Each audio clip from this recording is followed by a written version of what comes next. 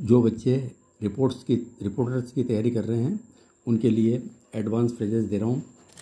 इन phrases का उपयोग करके आप अच्छी तरीके से 100, 120, 140 की स्पीड से लिख सकेंगे। बहुत ही गतिवर्धक वाक्यांश हैं। इसके साथ ही मैं आपको बताना चाहूँगा मेरी नई पुस्तक हिंदी आशुलिपि उच्च गतिवर्धक वाक्यांश भाग 9 अगले हफ्ते आप लोगों के बीच आ जाएगी, जिसे मैं आपको बताऊँगा। अब आप इस फ्रेजेस को लिखें, उसके बाद मैं 80 शब्द प्रति मिनट गति का डिक्टेशन दूंगा। यस, स्वतंत्रता के बाद।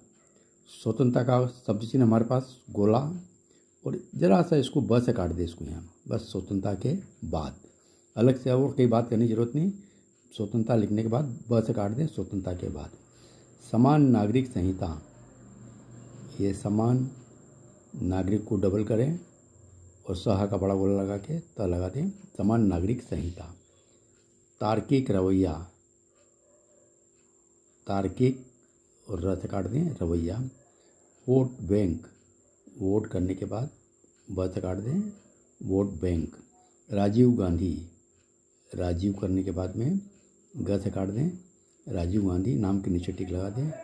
कट्टरपंथी तत्व, कट्टर को डबल करें, पंथी और तत्व तव कर दें, कट्टरपंथी तत्व। संविधान सम्मत, संविधान का शब्द चिन्ह हमारे पास, इसी में स म को वादा कर दें, संविधान सम्मत। सुप्रीम कोर्ट, सुप्रीम लाइन को काट के और कर को वादा कर दें, सुप्रीम कोर्ट। न केवल, न के अंदर केवल लगा दें। भारतीय समाज में, भारत को वादा करें और समाज का सब चिन्ह लगा के में लगा दें, भारतीय समाज में। देश की सबसे बड़ी पार्टी, देश की सबसे बड़ी पार्टी प से काट दें। राजनीतिक दल, राज न को वादा करें, नैतिक दल। समाज सुधार के लिए, समाज का सब चिन्ह है, इसी में सुधार करके लिए लगा दीजिए, समाज सुधार के लिए। दल के रूप में, दल से दल और रूप में। मुंह मोड़ लिया है, म से माँ, मुंह मोड़ लिया है। आम चुनाव, आम करने के बाद चुनाव का वो लगा दें, आम चुनाव। कौन सा समय, कौन सा समय। जवाहरलाल नेहरू, जैसे जवाहर लाल नेहरू, नाम के नीचे टिक लगा दें। हिंदू कोड बिल, ही से हिंदू, यहीं से कोड और ब से काट दें। सकारात्मक दृष्टिकोण, सकारात्मक में सका आधा करें, मत सकारात्मक दृष्टिकोण, सकारात्मक दृष्टिकोण। तो बच्चों, ये इस डिक्टेशन में आने वाली मैंने आपको टॉप आउटलाइन बताई, इसकी आप प्रैक्टिस करें और अब आप 80 शब्द प्रति मिनट गति से डिक्टेशन लें। Yes, start.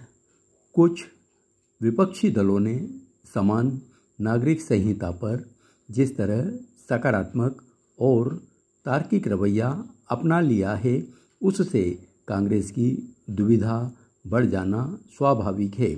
उसे इस दुविधा का परित्याग करने की आवश्यकता है, न कि अपने रवैये पर अड़े रहने की। ऐसा इसलिए क्योंकि कई विपक्षी नेताओं के साथ कांग्रेस के भी कुछ नेता समान नागरिक संहिता को समय की मांग बता रहे हैं। कांग्रेस को वोट बैंक की सस्ती राजनीति के कारण वैसी कोई भूल करने से बचना चाहिए जैसी उसने साहबानो मामले में की थी। इसकी कीमत केवल उसे ही नहीं, देश को भी चुकानी पड़ी। यदि साहबानो मामले में राजीव गांधी की सरकार कट्टरपंथी तत्वों के आगे झुकने के बजाय संविधान सम्मत फैसला करती और सुप्रीम कोर्ट के फैसले के साथ खड़ी होती तो आज स्थिति दूसरी होती। न केवल उसकी बल्कि भारतीय समाज की भी। देश की सबसे पुरानी पार्टी कांग्रेस को यह स्मरण रखना चाहिए कि राजनीतिक दलों का एक प्रमुख काम जनता को दिशा देना और समाज सुधार के काम करना भी होता है। एक समय था जब कांग्रेस एक राजनीतिक दल के रूप में समाज सुधार के कामों पर भी ध्यान देती थी, लेकिन धीरे धीरे उसने सामाजिक सुधारों से मुंह मोड़ लिया और केवल वोट बैंक की राजनीति करनी शुरू कर दी। समान नागरिक संहिता के मामले में यदि विपक्षी दलों के साथ साथ कांग्रेस के पास कहने को कुछ है तो केवल यही है कि आखिर उसकी पहल इसी समय क्यों की जा रही है। यह कुछ वैसा ही कुतर्क है जैसा अयोध्या मामले में सुप्रीम कोर्ट के समक्ष दिया गया था। तब यह कहा गया था कि इस मामले की सुनवाई आम चुनाव के बाद की जानी चाहिए। समान नागरिक संहिता की पहल इसी समय क्यों, यह कोई सवाल नहीं हुआ। क्या कांग्रेस या फिर अन्य विपक्षी दल यह बता सकते हैं कि इस संहिता की पहल के लिए कौन सा समय उपयुक्त होता? यह प्रश्न इसलिए क्योंकि जो काम दशकों पहले हो जाना चाहिए था वह अभी भी लंबित है। समान नागरिक संहिता का निर्माण लंबित रहना एक तरह से संविधान निर्माताओं के सपनों को जानबूझकर न पूरा करना है।